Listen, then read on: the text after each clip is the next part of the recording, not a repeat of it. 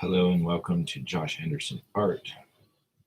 Continuing with my Inktober challenge. This is it's like the fourth year I've done this.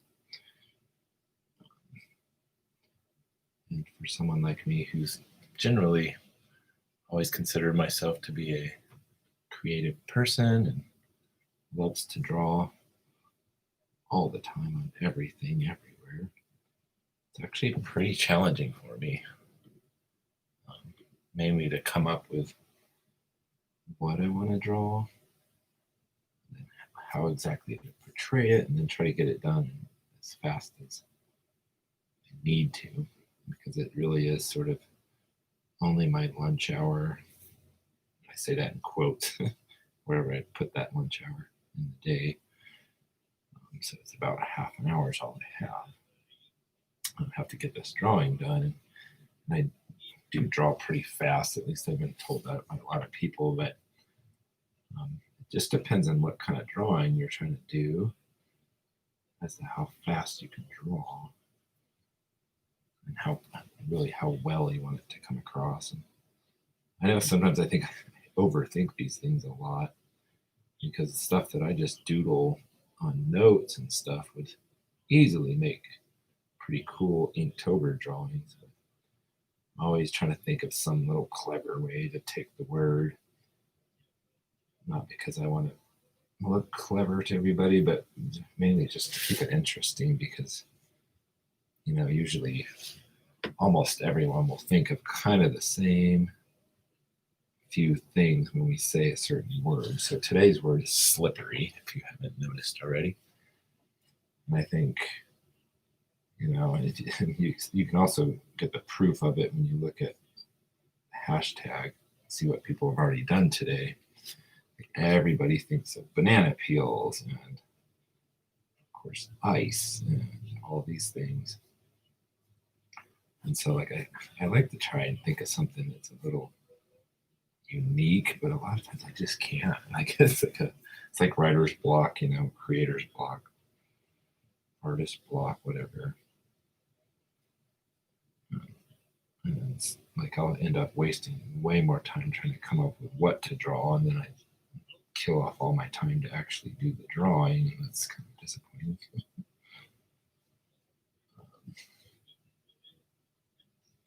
And like today's, I thought of a banana peel like a lot of people did, and I was just like, God, there's got to be a more creative way to do that. Like maybe he's slipping on a human. So when I have an idea like that, I'll kind of rough it out real quick. And it just wasn't going to work. There's sometimes way more details in something than you would probably think about why or how you would have to draw it for the idea to carry. And like if he was slipping on a human, it's like, well, how is that human looking? Are they laying on the ground? Do they have a face? And like if they do, is that going to distract you from what you're trying to say? Yeah, it wasn't going to work. So then I was thinking, like, I grew up in northwestern Colorado, just very snowy and icy every year. And all of us who grew up there learned how to drive on snow and ice. We cut our teeth on the ice, basically. And so all of us, everyone who grew up there probably has a story or two of losing control of the car on ice. So I thought that would be a good thing to draw for slippery, because man, it gets slippery some winters. Actually, kind of counterintuitively, it gets more slippery in wetter climates. And so northwestern Colorado is very dry, but places like the Carolinas, when they actually do get snow, because it's so humid, they end up getting ice storms and more actually icy roads and black ice and stuff. But we definitely had our share up there, and snow-packed roads a lot of times are very icy, slippery, slip and slidey. And we also lived up on a hill. So everywhere we went, we had to go down this hill, snowpack. And if you're not careful, you're sliding all the way down the hill, and then if you're not careful coming back home, you're spinning your wheels and not being able to get back up the hill, the house.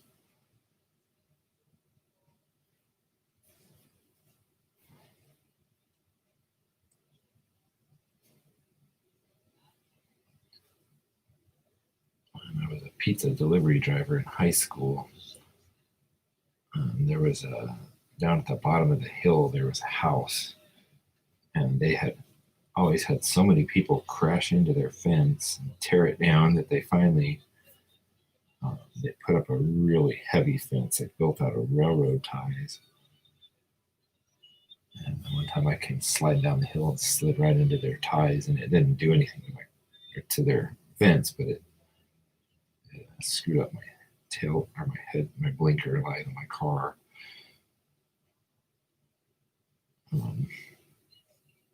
I think later those people actually they found giant tractor tires and lined their yard with that, and that way it wouldn't screw up people's cars or their fence. It's a creative way to deal with it.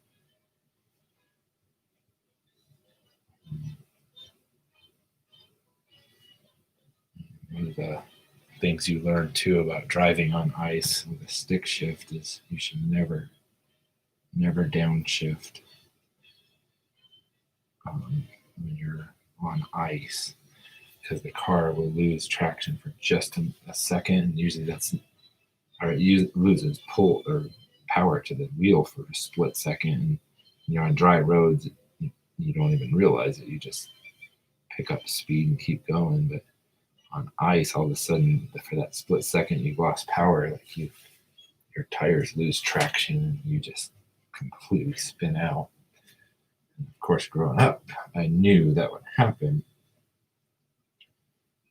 But then I moved down to western Colorado, way further south, where the winters are nothing like that. In fact, we hardly ever get any snow of any account. So I kind of started to lose my skills at driving on snow and ice, I guess. And so one time I was home visiting my parents, and then on my way back, I was going up a hill, snow-packed road, and I downshifted. Or what it was is I came up on a snow plow, and I was like, he was around a corner, and so I came up and like, whoa, I'm coming up fast on him. I better slow down real quick. And I stepped on the brakes. No, I didn't step on the brakes. I just downshifted, but just like I told you, like I lost traction and I started gliding like into the other lane. And then I saw up around the corner, I saw a vehicle coming. I was sliding right toward them. And I'm like, oh no. And then at the last second, I got traction and was able to steer back into my lane. I think in the very same trip was where then I got back out on I-70 on the interstate, which is almost always has less snow on it for whatever reason. I mean, more traffic keeps it from getting too much snow on there. And I was going like really slow. I was going like 50 miles an hour, like 20 under. And I came up on someone who was actually going like 10 miles an hour. And it's like, whoa. So I had to actually go around them to get into the left lane. Like nobody's been using that left lane, and so it still had its snowpack in there. And so it was pretty slick when I went in, but then when I tried to after I passed them, when I tried to get back into my lane, I started I actually spun 180 degrees. So I'm facing oncoming traffic, and I was sliding probably at 45 miles an hour toward the ditch. I'm like freaking out. What's funny is I'm not really afraid of dying or anything like that. I'm just more afraid of my landing in the ditch and then my car getting all screwed up. I'm sliding. And then when I hit the shoulder, I think there was just enough dirt and grit and stuff in the shoulder. Not that I got traction, and I slowed down to almost a stop, and then I kind of had to turn back around and face the right way. And snow and ice with oncoming traffic.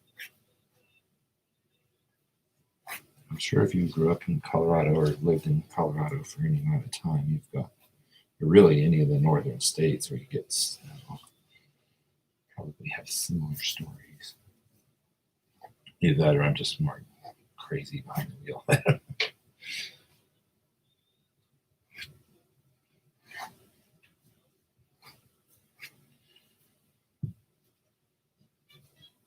Another time I just got done snowboarding and was coming back into town. And this time, I didn't do anything wrong. I didn't downshift. I didn't step on the brakes. I didn't do anything you shouldn't do. And there was some black ice. Once I hit that, man, I just spun around again like 180 degrees, and my truck, my tailgate, swung up and hit the crap. What do you call that? The guard on the side of the road, and it hung my tailgate up on it. And man, I thought my truck was all. I thought I must have screwed something up because then my truck wouldn't even move. I was pushing on the gas, and it wouldn't even drive. I don't know what it was. I found out later. It was hung on the tailgate on the guardrail.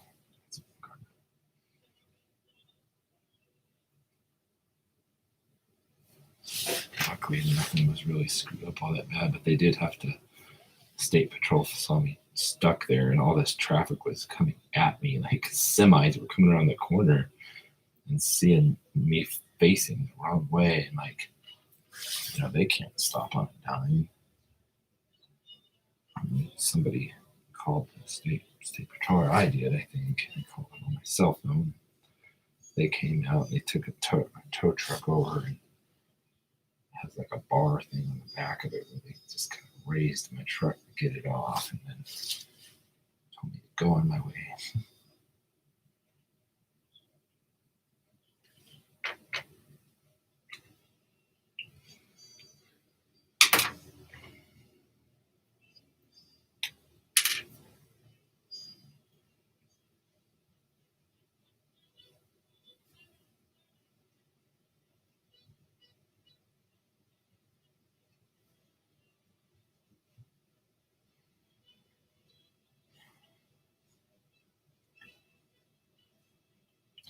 This drawing is not turning out as interesting as I wanted it to be.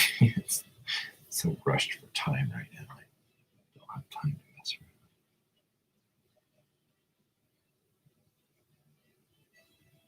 It's another thing is once you come up with what you want to draw, then it's about how you draw it that can be the difference between a really interesting drawing and just same idea but not as interesting or fun to look at drawing.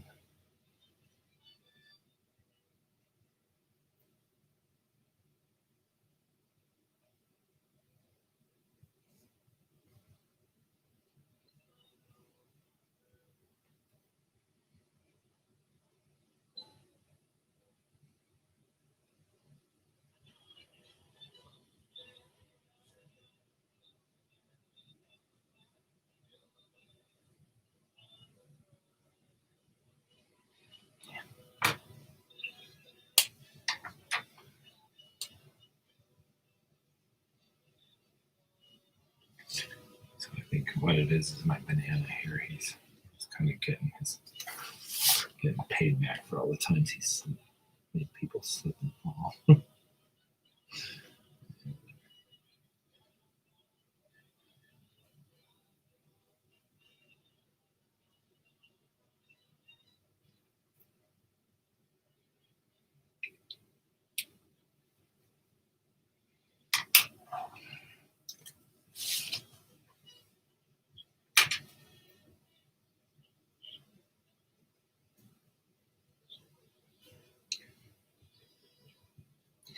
The other thing that takes so long with a lot of these drawings is trying to find your reference photos, because I know a few artists who are good enough to just draw everything out of their head, but I think most of us need reference photos. If I want to draw a car, like I need to see what a car looks like.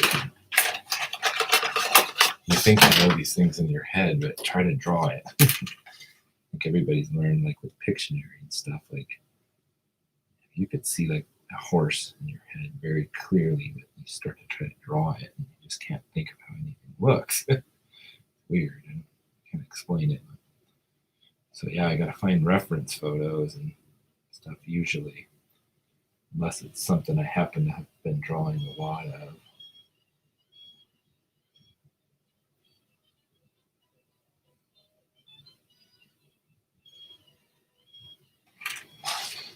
And that's always kind of frustrating because like when you put in what you want to find and you just can't find the right angle of the car or whatever you're drawing and the right lighting on it, or it's too blurry or it doesn't have what you need on it.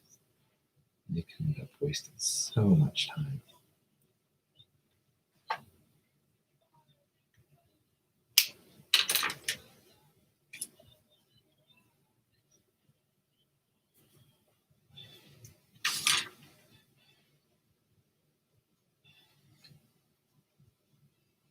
One of my big frustrations with drawing, because I love drawing, I love it so much, but I've just never been able to find a pen that's really just my favorite. I mentioned this in another video. Like I'll find ones that are like these Uniball fine pens. Like they've kind of become my favorite doodle pen. So like when I'm sitting listening to sermons at church or if I'm in a meeting, like this is my go-to doodle pen. But the thing is they're so fine. You can't do you can't do big lines or anything. You definitely can't do like any kind of sculpted lines. I love brush pens, but brush pens you can't find details. It's like you got to kind of switch back and forth.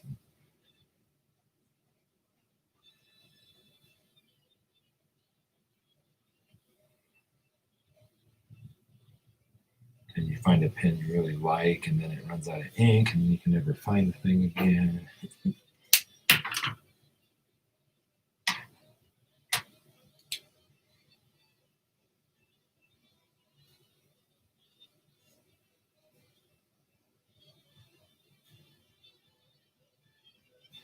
And I found too, like with drawings, like the more inspired I am, the more I can. It's like if I'm really inspired, I can see the image really clearly in my head.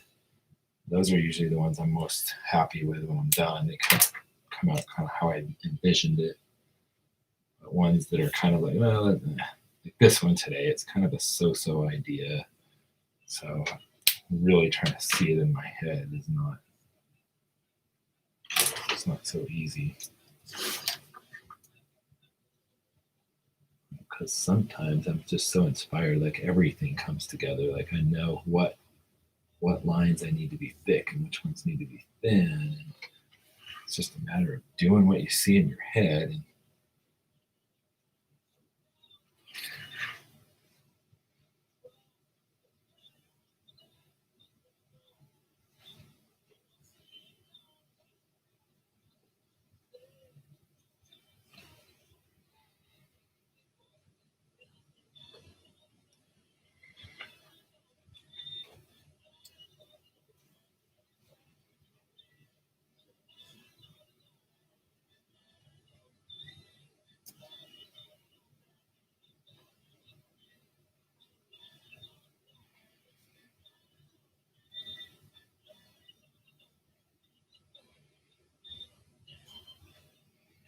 a cool couple of years ago, drawing, I just decided to try doing drawings with these regular old Papermate Flare medium felt tip pens. I never would have imagined actually drawing with it. I think I accidentally ordered them one time. And I thought like I got this box full. I actually meant to only get one or two.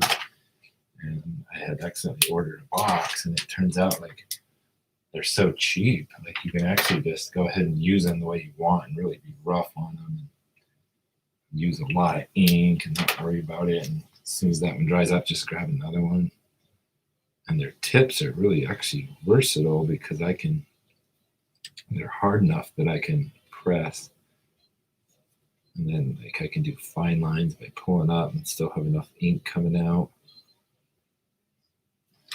Or I can easily double up lines to get more sculpted lines that I like to do. So strangely enough, I really recommend these cheap Papermate felt tip pens. I need to get me some more because I'm running out.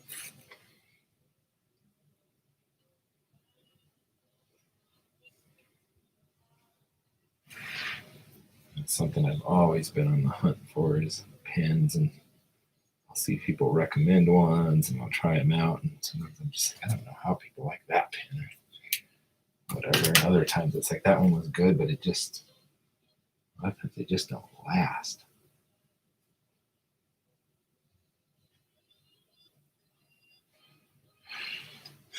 Well, this drawing's mostly done. You're probably looking at it thinking it needs more. I agree, it needs something, but not at time today. It's probably just gonna have to do.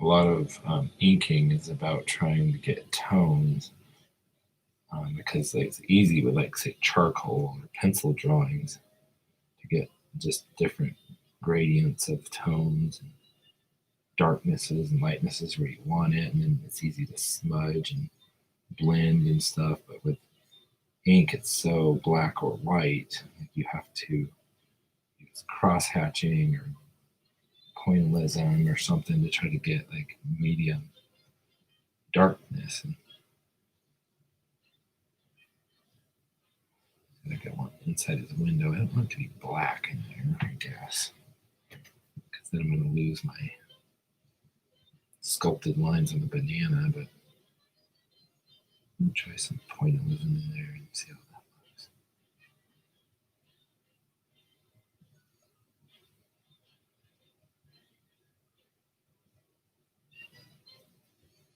That's all right.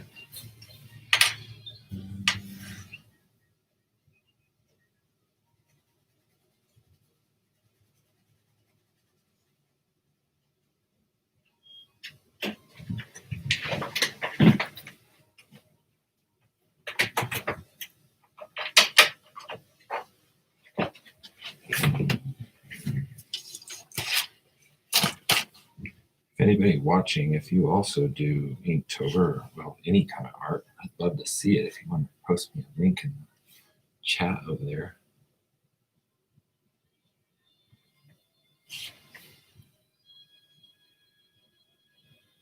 Or if you had some ideas for this one, what did you think?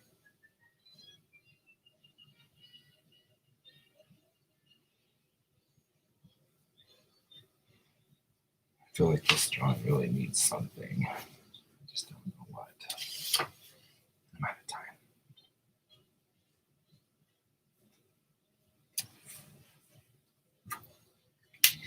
All right. Come back tomorrow. Maybe have a more interesting drawing.